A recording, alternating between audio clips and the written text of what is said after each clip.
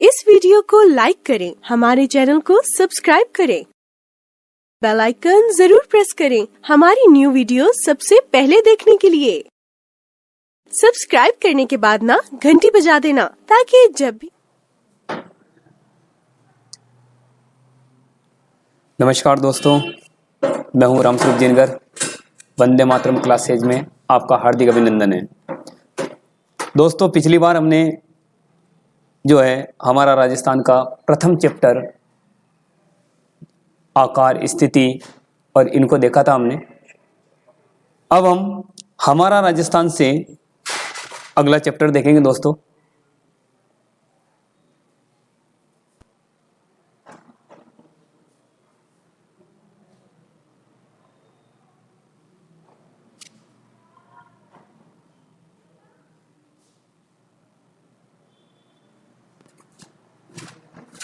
चलिए साहब, राजस्थान का इतिहास।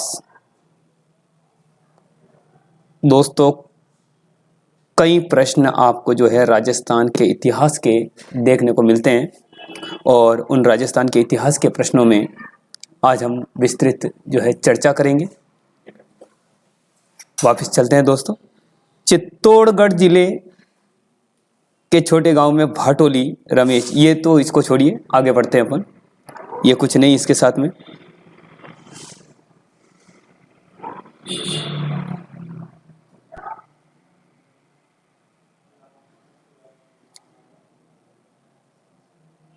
मेवाड़ और मारवाड़। दोस्तों, आपसे यदि प्रश्न पूछा जाए कि राजस्थान की सबसे प्राचीन रियासत कौन सी है, तो राजस्थान की सबसे प्राचीन रियासत है दोस्तों मेवाड़। और सबसे बड़ी रियासत कौन सी है दोस्तों, तो सबसे बड़ी रियासत है मारवाड़। राजस्थान जो हमें दिखाई देता है, पुराने समय में ये एक राजनीतिक इकाई नहीं था। प्राचीन काल में राजस्थान विभिन्न जनपदों, अंचलों में विभक्त था। ये जनपद और अंचल भौगोलिक स्थान में रहने वाले जाति के नाम से जाने जाते थे, जिसमें जांगल, मरु, अर्जुनायन, शिवी, मेवात, हाड़ौती। दोस्तों, यहाँ से आपका प्रश्न तैयार होता है और इस प्रश्न में पूछा जाता है कि राजस्थान में स्थित महाजनपद या जनपदों के नाम कौन कौन से हैं। तो इसमें जांगल प्रदेश को लेते हैं हम लोग। प्राचीन काल में जो है बीकानेर, जोधपुर और नागौर का कुछ भाग आता था और वो जांगल प्रदेश के नाम से जाना जाता था। और इसकी जो राजधानी है वो अहिछत्रपुर थी। कौन सी दोस्तों, कौन सी थी इसमें? अहिछत्रपुर। और ये अहिछत्रपुर में वर्तमान में कहाँ पर है? नागौर के नाम से जाना जाता है। फिर मरु, तो मरु भी हमारे यहाँ पर जो है जनपद था, जो जैसलमेर जोधपुर का कुछ भाग इसके अंदर सम्मिलित था। अर्जुनायन और शिवी और मेवात और हाड़ौती, ये भी उस जमाने के जाने माने हमारे यहाँ पर जनपद थे। आगे बढ़ते हैं दोस्तों।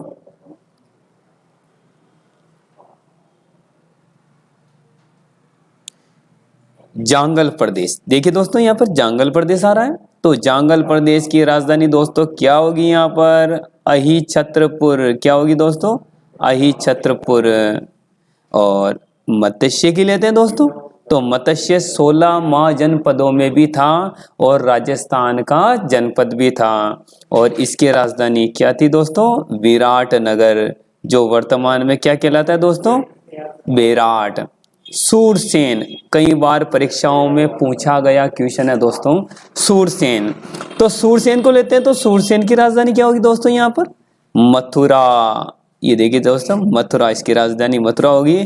कई बार पूछा गया क्वेश्चन है और इस प्रश्न को जो है 2018 के आरटेड में भी पूछा गया था कि सूरसेन की राजधानी कौन सी थी। मरुकांतर को मरुवार भी कहते हैं और इसकी राजधानी दोस्तों क्या होगी? मारवाड़। तो इस प्रकार से हमारे राजस्थान में ऐसे प्रमुख जनपद थे। आगे बढ़ते हैं दोस्तों।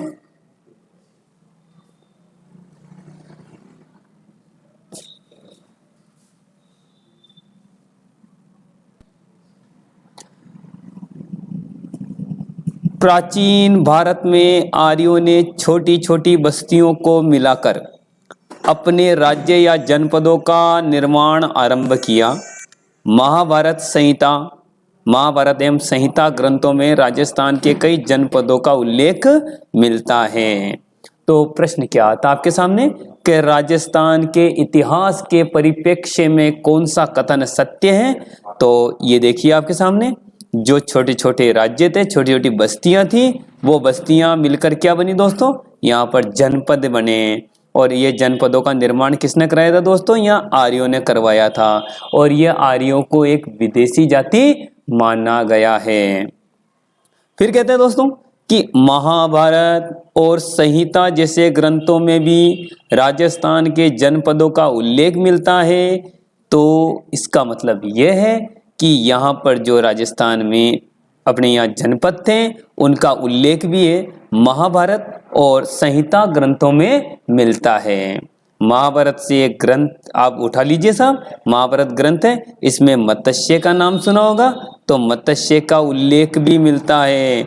ये कई बार ये प्रश्न प्रतियोगी परीक्षाओं में पूछा गया है कि मत्स्य संघ यानी ऐसे महाजनपद का नाम बताइए जिसका संबंध जो है राजस्थान से था और जो महाभारत कालीन था। तो ये महाभारत कालीन जो जनपद है दोस्तों वो मत्स्य जनपद है। कौन सा जनपद है? मत्स्य। और इसकी राजधानी मैंने आपको क्या बताई अभी? विराटनगर। कौन सी राजधानी थी दोस्तों? विराटनगर यानी बेराट राजधानी थी। जो भी मैं आपके सामने प्रश्नों की विस्तृत चर्चा कर रहा हूं उन प्रश्नों पर थोड़ा ध्यान दीजिए और आराम से पढ़िए। आगे बढ़ते हैं दोस्तों। मरु को लेते साहब, सबसे पहले मरु लेते हैं। मरु प्रदेश जो मारवाड़ क्षेत्र के अंतर्गत आता है उसे लेते हैं। ऋग्वेद सहित पौराणिक ग्रंथों रामायण, चरक संहिता, महाभारत, वृहत संहिता मरु प्रदेश का वर्णन आता है। और मरु प्रदेश आर्यों का प्रारंभिक जनतंत्र था। तो प्रश्न क्या आएगा कि मरु प्रदेश यानी कौन सा प्रदेश जो है आर्यों का प्रारंभिक जनतंत्र था। और जनतंत्र का मतलब क्या होता है दोस्तों? जनपद होता है। क्या होता है? जनपद होता है। और जनपद जो छोटी छोटी बस्तियों से मिलकर बने थे और छोटे छोटे जनपद जो आपस में जुड़कर एक महाजनपद का निर्माण करते थे। इस हिसाब से देखा जा सकता है कि भारत में 16 महाजनपद थे। और 16 महाजनपदों की सूची आपको पता होना चाहिए दोस्तों, अंगुत्तर निकाय ग्रंथ में मिलती है जो बौद्ध ग्रंथ है ये। और एक ग्रंथ और है जैन ग्रंथ जिसका नाम है भगवती सूत्र। इन दोनों ग्रंथों में 16 महाजनपदों की सूची मिलती है और उनमें से 2 महाजनपद विशेष रूप से जो है महाभारत कालीन थे। और एक महाभारत कालीन का नाम आता है आपके सामने मत्स्य और एक का नाम आता है आपके सामने सूरसेन। चलिए दोस्तों आगे बढ़ते हैं। मरु वाले में चलते हैं वापिस। वर्तमान में बीकानेर, नागौर, चूरू, गंगानगर, जैसलमेर, बाड़मेर के कुछ भाग सम्मिलित थे। और कालांतर में इस क्षेत्र में विस्तार के साथ कुरु, मद्र, जांगल नामक जनपदों का निर्माण हुआ था। किन किन जनपदों का निर्माण हुआ था? कुरु, मद्र, जांगल जनपदों का निर्माण हुआ था। अभी थोड़ी देर पहले हमने पढ़ा था कि जांगल जनपद की राजधानी, तो जांगल जनपद की राजधानी क्या बताई थी आपको मैंने? अहिछत्रपुर, जो वर्तमान में नागौर क्षेत्र के अंतर्गत आता है। और कुरु का नाम आपने सुना ही होगा। इसमें कुरु कौरव और पांडव की एक कहानी बनती है जो महाभारत के नाम से जानी जाती है। और इनमें से कौरवों को जो है 12 साल का वनवास और 1 साल का अज्ञातवास होता है।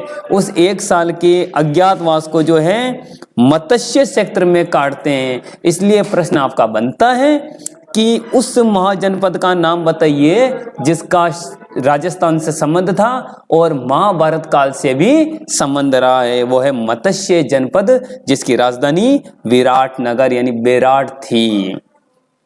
आगे बढ़ते हैं दोस्तों।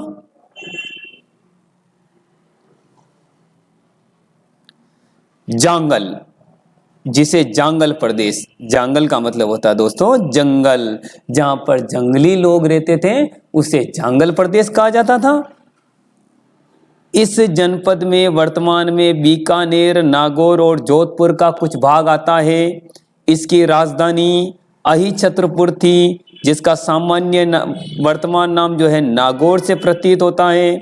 पौराणिक आख्यानों के अनुसार यादव वंश के बलराम श्री कृष्ण द्वारिका जाते समय इस क्षेत्र में रुके थे। यानी ये वाला जो आपके जो है क्षेत्र है महाभारत कालीन है। और इस जांगल प्रदेश का जो क्षेत्र है वर्तमान में बीकानेर, नागौर और जोधपुर का भाग आता है। कुछ भाग ही आता है, पूरा नहीं आता है। और एक प्रश्न और बनता है यहाँ से कि राजस्थान में उस क्षेत्र का नाम बताइए जहां के राजा जांगलधर बादशाह की उपाधि धारण करते थे। तो जांगलधर बादशाह की उपाधि कौन धारण करते थे? बीकानेर क्षेत्र के राजा अपने आप को जांगलधर बादशाह कहते थे। और इसकी राजधानी क्या बताई गई यहाँ पर? अहिछत्रपुर। और अहिछत्रपुर को वर्तमान में किस नाम से जाना जाता है? नागौर के नाम से जाना जाता है। और पौराणिक आख्यानों या पौराणिक कहानियों के अनुसार कहा जा सकता है कि यादव वंशी ये बलराम और जो कृष्ण भगवान है वो यदुवंशी थे, इनको यादव वंशी भी कहते हैं। वो यहाँ जाते जाते इस क्षेत्र की स्थापना करके गए थे, क्योंकि यहाँ रुके थे वो लोग, ऐसा कहा जा सकता है।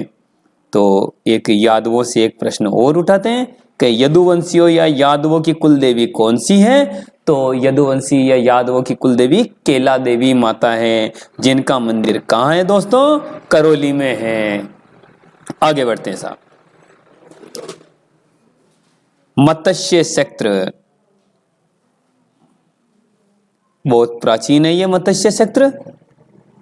इस जनपद का उल्लेख ऋग्वेद में मिलता है। प्रश्न आपके पास आएगा कि राजस्थान के उस महाजनपद का नाम बताइए जिसका उल्लेख ऋग्वेद में मिलता है।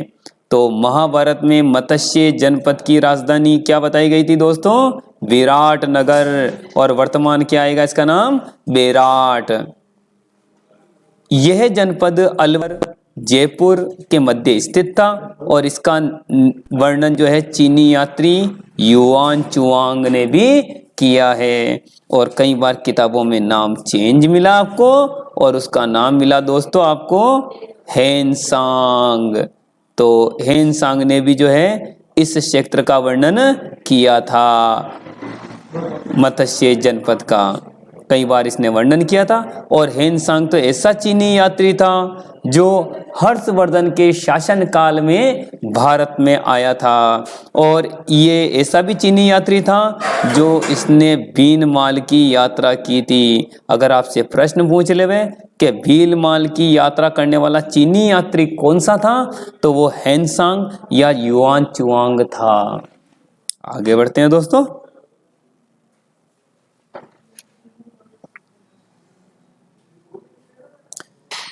इस मानचित्र को देखते हैं हम लोग। ये मौर्योत्तर कालीन यानी मौर्यों के बाद का क्षेत्र है।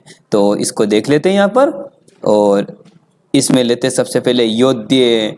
कई बार प्रश्न पूछा है, राजस्थान पुलिस में भी ये 2018 में पूछा गया क्वेश्चन है, योध्य क्षेत्र के अंतर्गत राजस्थान के कौन से 2 जिले समाहित हैं? तो एक तो आएगा यहाँ पर योध्य क्षेत्र में आपका हनुमानगढ़, और एक आएगा गंगानगर। तो ये हनुमानगढ़ और गंगानगर का क्षेत्र कौन से जनपद के क्षेत्र के रूप में प्रचलित था दोस्तों? योध्य। और आपका अलवर भरतपुर वाला क्षेत्र जो आधा मेवात क्षेत्र में आता है वो अर्जुनयन के नाम से जाना जाता था। और मालव जो आपके धौलपुर, करौली और मध्य प्रदेश के आसपास वाला क्षेत्र मालव कहलाता था। और शिवी वाला जो जनपद है दोस्तों ये उदयपुर, चित्तौड़गढ़ में आधा मेवाड़ क्षेत्र जिसमें शिवी और इसकी राजधानी मध्यमिका या मध्यमिका थी। आगे बढ़ते हैं दोस्तों।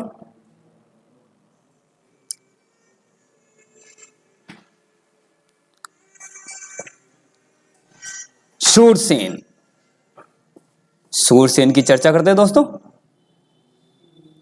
राजस्थान के भरतपुर, धौलपुर, करौली के भूभाग प्राचीन सूरसेन जनपद में सम्मिलित थे। इस जनपद की राजधानी मथुरा थी। 34 शताब्दी ईसा पूर्व यूनानी लेखकों ने सिकंदर के समय शोरसेन का उल्लेख किया है। अब यहाँ से आपका प्रश्न बनता है, यहाँ से उठा लीजिए आप कि शूरसेन के अंतर्गत कौन से जिले, राजस्थान के कौन से जिले आते हैं? तो एक तो आपका भरतपुर, एक आपका धौलपुर, एक आपका करौली, ये शूरसेन के अंतर्गत आता था। और इसी शूरसेन की राजधानी आपको पता होना चाहिए, अभी थोड़ी देर पहले मैंने आपको बताई थी, उसका नाम था मथुरा। तो मथुरा इसकी राजधानी थी, ध्यान रहे। प्रश्न आपको किसी भी रूप में पूछा जा सकता है और प्रश्न या तो असत्य पूछेंगे या फिर सम्मिलित कीजिए, उसमें पूछेंगे। बयाना प्रशस्ति में भी शूरसेन नामक राजवंश का वर्णन मिलता है। अब ये बयाना प्रशस्ति, तो बयाना कहाँ पर है दोस्तों? तो बयाना आपका भरतपुर में भरतपुर में, और भरतपुर में भी इस वंश का उल्लेख मिलता है और इसे भी जो है शूरसेन नाम से जाना जाता है कि यहाँ का एक राजा था शूरसेन, उसी ने इस राजवंश की स्थापना की होगी। सिकंदर के आक्रमण के पश्चात स्वतंत्रता सुरक्षित रखने के लिए उत्सुक पंजाब और टक जातियां राजस्थान में आकर बस गई और इनमें साहस और शौर्य के लिए प्रसिद्ध मालव, शिवी, अर्जुनयन आदि प्रमुख जातियां थी। ये सब दोस्तों कौन सी जातियां थी? ये सब विदेशी जातियां थी जो भारत में आकर बस गई थी और इन्होंने अपना निवास स्थान इन्हीं क्षेत्रों को बना लिया था। तो यहाँ से कितने प्रश्न तैयार होते हैं? एक तो आपका यहाँ से पूछेंगे कि शूरसेन जनपद की राजधानी कौन सी है? तो शूरसेन जनपद की राजधानी मथुरा है। और शूरसेन जनपद के अंतर्गत कौन से क्षेत्र आते हैं राजस्थान के? तो एक आपका भरतपुर, एक धौलपुर, एक करौली क्षेत्र आता है। प्राचीन काल में इसे किस नाम से जाना जाता था? तो प्राचीन काल में इसे शूरसेन के नाम से जाना जाता था। और उस प्रशस्ति का नाम बताइए, उस प्रशस्ति का नाम बताइए जिसमें शूरसेन नामक राजवंश का उल्लेख मिलता है। तो बयाना प्रशस्ति कहाँ पर है? बयाना प्रशस्ति भरतपुर में है। तो इस हिसाब से क्या कि ये प्रश्न तैयार होते हैं। आगे बढ़ते हैं दोस्तों। शिवी जनपद, शिवी जनपद में चलते हैं। आधुनिक उदयपुर के पूर्व, पश्चिम तथा उत्तर संभागीय प्रदेश में शिवी जाति ने आधिपत्य किया। तो शिवी क्या थी दोस्तों? यहाँ पर शिवी एक जाति थी जिसने इन क्षेत्रों पर अधिकार कर लिया था, इसलिए ये शिवी जनपद के नाम से जाना जाता है। यानी इसी जाति ने आधिपत्य किया होगा, इसलिए इस जाति के नाम से ही इस क्षेत्र को जाना जाता है। इसकी राजधानी मध्यमिका या मध्यमिका थी, जिसके अवशेष चित्तौड़गढ़ के नगरी नामक गांव में मिलते हैं। तो नगरी नामक गांव कहाँ पर स्थित है दोस्तों? तो नगरी नामक गांव जो है आपके चित्तौड़गढ़ में स्थित है। तो इसके अवशेष, किसके अवशेष की बात कर रहे हैं? तो अपन शिवी जनपद की बात कर रहे हैं। और शिवी जनपद में इनका जो भूभाग आता है वो मेदपाट या मेवाड़ या प्रागवाड़ क्षेत्र के अंतर्गत आता है। तो मेवाड़ या प्रागवाड़ किस क्षेत्र का भाग था?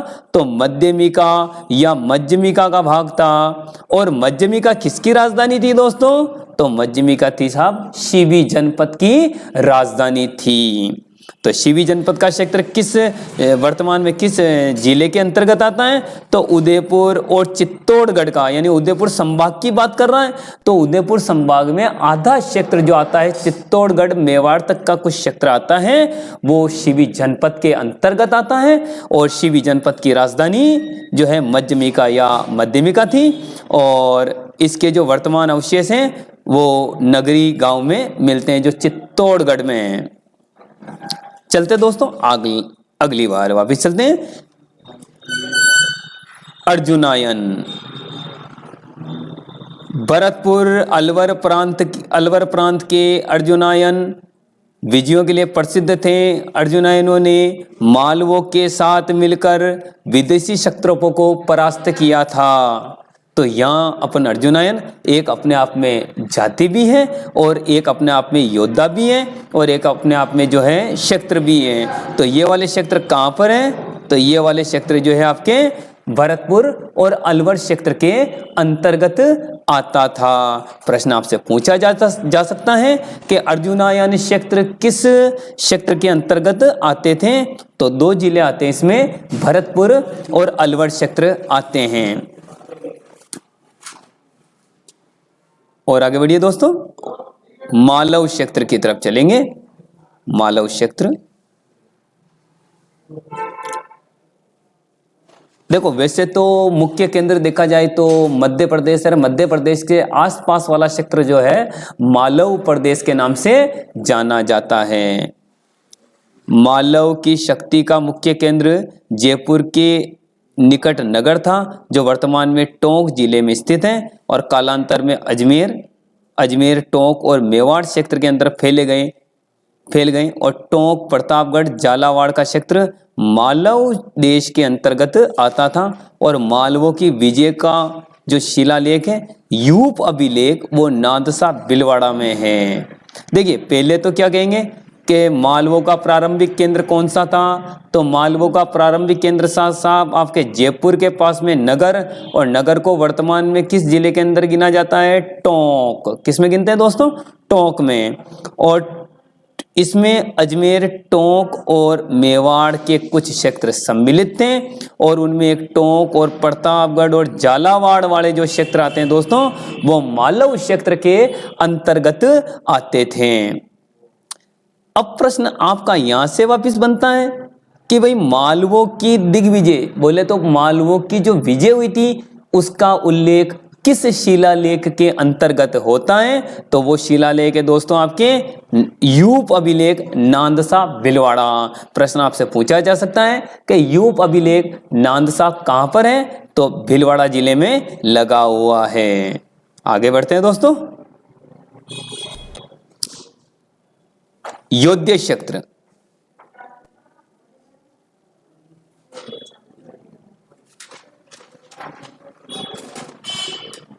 योध्य क्षेत्र राजस्थान के उत्तरी भाग में योध्य एक शक्तिशाली गणतंत्री कबीला था। ये क्या था दोस्तों? एक कबीला था, एक जाति थी जिसने राजस्थान के उत्तरी भाग पर आक्रमण किया था। और उस उत्तरी भाग में जो है आपके हनुमानगढ़ और गंगानगर जिले आते हैं। संभवतया योद्धियों ने उत्तरी राजस्थान में कुषाण शक्ति को नष्ट कर दिया था। अब यहां से आपका प्रश्न वापस बनता है कि कुषाण शक्ति को नष्ट करने वाली जाति कौन सी थी? तो योध्य जाति थी। योध्य जाति राजस्थान में कहां पर आई थी? तो उत्तरी राजस्थान में आई थी। ये उत्तरी राजस्थान यूं ले लेते अपन, इस वाले क्षेत्र की बात करेंगे। और यहाँ पर ये जाति जो है समाई थी और इसने यहाँ पर आकर आक्रमण किए हैं और आक्रमण करके यहाँ पर कुषाणों की शक्ति को नष्ट कर दिया।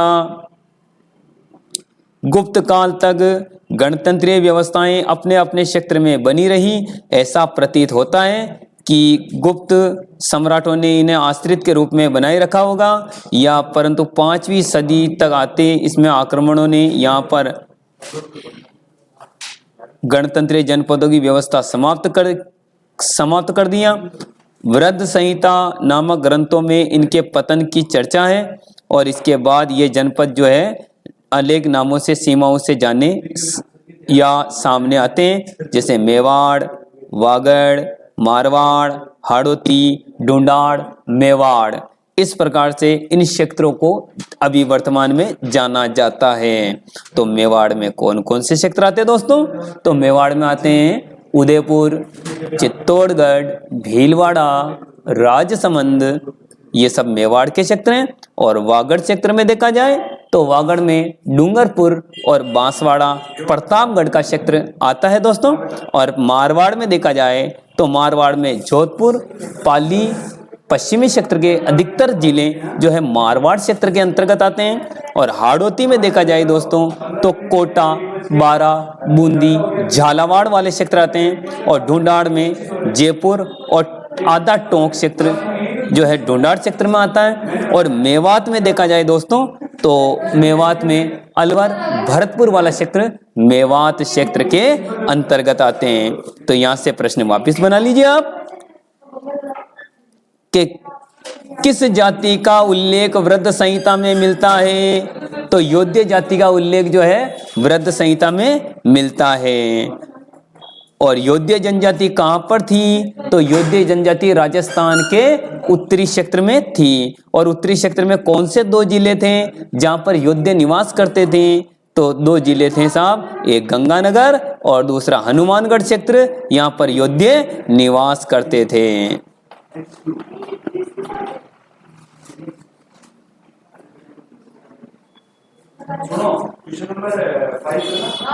चलिए दोस्तों मेवाड़ की तरफ चलते हैं।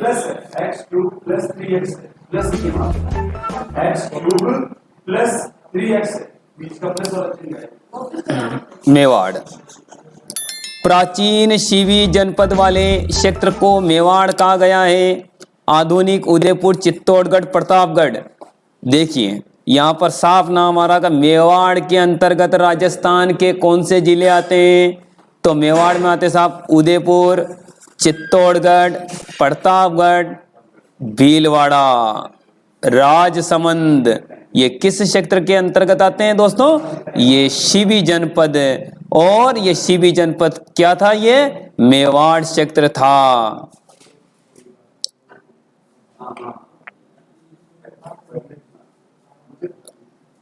राजसमंद, भीलवाड़ा जिले मेवाड़ क्षेत्र में रहे थे। इस क्षेत्र में 7वीं शताब्दी से आधुनिक राजस्थान के निर्माण तक गोहिल सिसोदिया वंश का राज्य था। प्रश्न आता आपके सामने क्या गोहिल सिसोदिया राज्य का वंश का राज्य कहां पर था। तो मेवाड़ क्षेत्र में था। और ये गोहिल यानी यहां से बप्पा रावल की शाखा चलती है और यहां से जो है क्षेम सिंह की शाखा चलती है। इन दोनों को जो है अलग अलग बांट दिया था। और अलग अलग बांटने से एक गोहिल बन जाते हैं और दूसरे सिसोदिया हो जाते हैं। और इनमें एक शाखा और निकलती है दोस्तों जिसका नाम होता है रावल। और प्रश्न आपसे पूछा जाता है कि रावलों का अंतिम सरदार कौन था दोस्तों। तो रतन सिंह था। कौन था, रतन सिंह था। और सिसोदिया वंश को लाने वाला कौन था दोस्तों। तो यहाँ हमीर था। उसको इतिहास में विषम घाटी पंचानन कहा जाता है।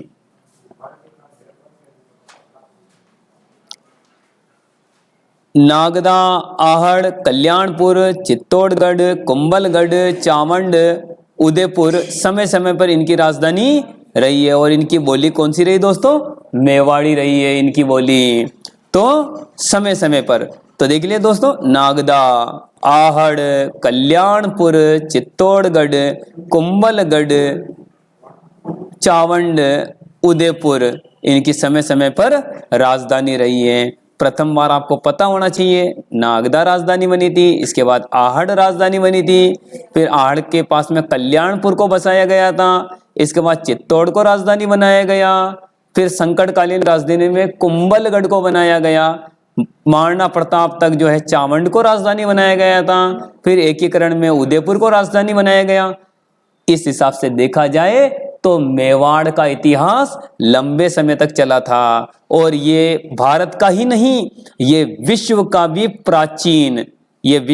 प्राचीन राजवंश है जो गोहिल राजवंश के नाम से जाना जाता है और इसके संस्थापक जो है बप्पा रावल थे। आगे बढ़ते हैं दोस्तों।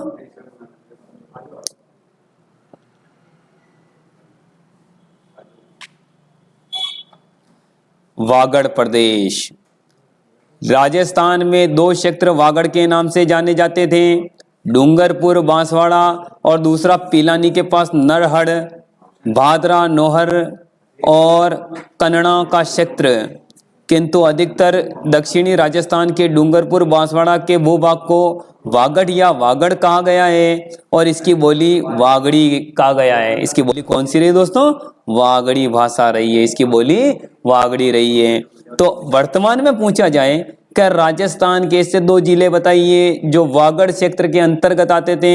एक तो आपका डूंगरपुर और एक आपका बांसवाड़ा, जो वागड़ क्षेत्र के अंतर्गत आते थे। और यह नरहड़ आ रहा है, तो यहाँ से भी कई बार क्वेश्चन टकराया है और पूछा गया है कि नरहड़ यानी नरहड़ का पीर या नरहड़ के धनी किसे कहा जाता है, तो शक्कर बाबा को कहा जाता है। और ये भादरा और नौर कन्नड़ा ये हनुमानगढ़ में पड़ते हैं दोस्तों, हनुमानगढ़ में। ठीक है, आगे बढ़ते हैं।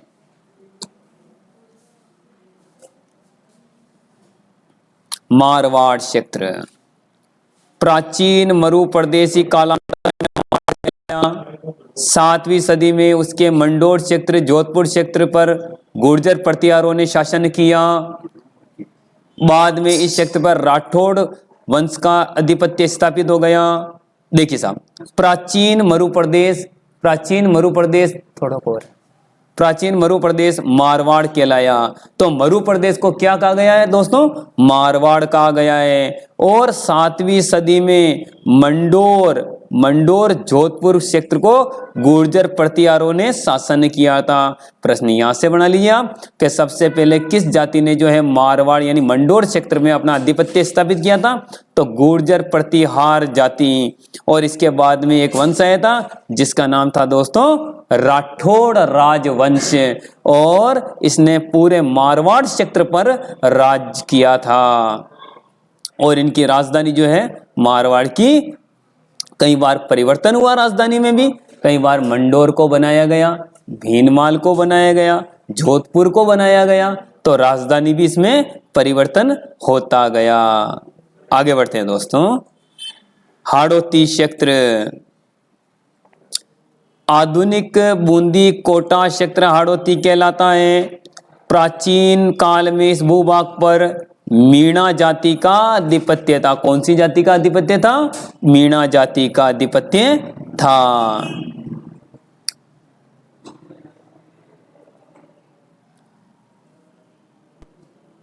मीणा वंश का एक शासक था जिसका नाम था बूंदा, और बूंदा के नाम से ही बूंदी का नामकरण हुआ। और वर्तमान कालांतर में चौहान वंश की हाडा शाखा, प्रश्न आपके पास आता है कि बूंदी में किस राजवंश की शाखा का उदय हुआ था, तो उसका नाम है हाडा वंशी शासक। और एक वहां पर एक किला भी बना हुआ है जिसका नाम है तारागढ़। और तारागढ़ के जो निर्माण करता है दोस्तों वो है बरसिंह हाडा वंशी शासक है, और इस क्षेत्र पर अधिकार कर लिया था। इस भूभाग को यहाँ की बोली हाड़ौती कहा जाने लगा। यहाँ की बोली कौन सी होगी दोस्तों, हाड़ौती हो गई। और इस हिसाब से देखा जाए तो ये हाड़ौती क्षेत्र के नाम से जाना जाता है। तो बूंदी का ही एक भाग जो है कोटा कहलाया, और कोटिया भील ने उसकी स्थापना कर दी थी। तो वर्तमान में पूछा जाए आपसे कि हाड़ौती क्षेत्र के अंतर्गत कौन से जिले आते हैं, तो कोटा, बारा, बूंदी, झालावाड़ जिले आते हैं।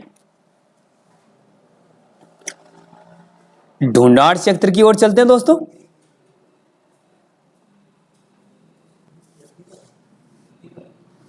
जयपुर एवं उसके आसपास क्षेत्र ढूंढाड़ नाम से प्रसिद्ध रहा था। 12वीं सदी में कछुआ राजपूतों ने यहाँ स्थानीय जनजाति मीणा और बड़गुजरों को परास्त कर अपने राजवंश की नींव डाली, और ढूंढाड़ी भाषा कहलाती है। अब देखा जाए तो आपसे प्रश्न पूछ ले कि ढूंढाड़ी भाषा क्यों कहलाती थी, क्योंकि यहाँ पर एक ढूंढ नाम की नदी बहती थी, और ये क्षेत्र ढूंढाड़ के नाम से जाना जाता है। कई बार प्रतियोगी परीक्षाओं में पूछा गया है कि ढूंढाड़ क्षेत्र के अंतर्गत वर्तमान में राजस्थान का कौन सा क्षेत्र आता है, तो जयपुर और टोंक का कुछ भाग ढूंढाड़ क्षेत्र के अंतर्गत आता है। चलिए दोस्तों आगे बढ़ते हैं। मेवात क्षेत्र, मेवात अलवर भरतपुर का वे क्षेत्र जहां मेव जाति की अधिकता रही है मेवात कहलाता है। मेवातियों का प्रसिद्ध नायक हसन खां मेवाती था।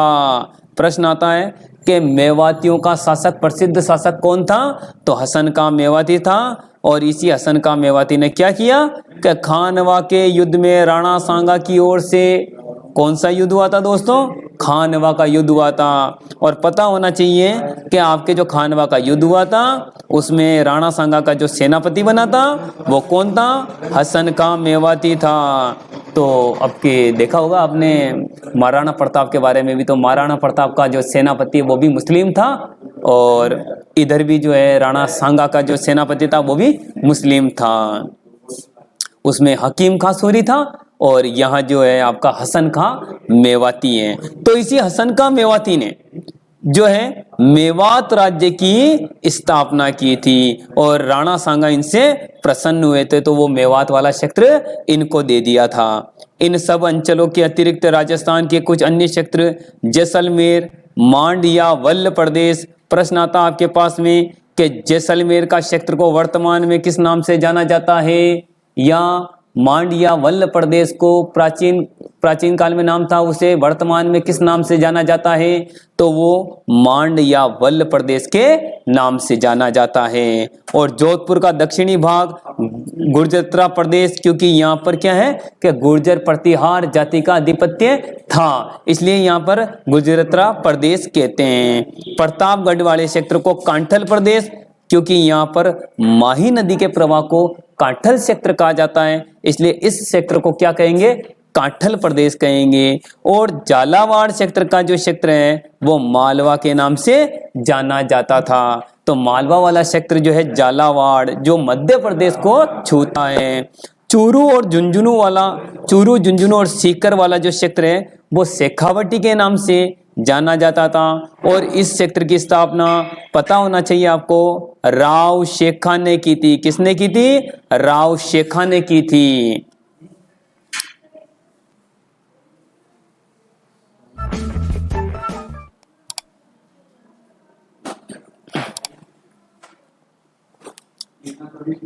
ब्यावर अजमेर का जो क्षेत्र है वो मेरवाड़ा के नाम से जाना जाता है, क्योंकि यहाँ पर मेर जाति का आधिपत्य था। राजस्थान और इसके अतिरिक्त क्षेत्र भूगोल परिस्थितियों के फलस्वरूप अनेक बोलियां, वेशभूषा और व्यवहार और परंपराओं का धनी है, यानी राजस्थान इन सभी चीजों का जो है धनी है।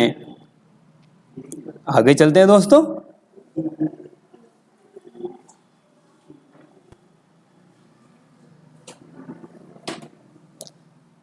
शब्दावली में देखते हैं, अंचल का मतलब होता है क्षेत्र, और ऋग्वेद का मतलब होता है मानव द्वारा लिखित पहला सबसे प्राचीन ग्रंथ ऋग्वेद।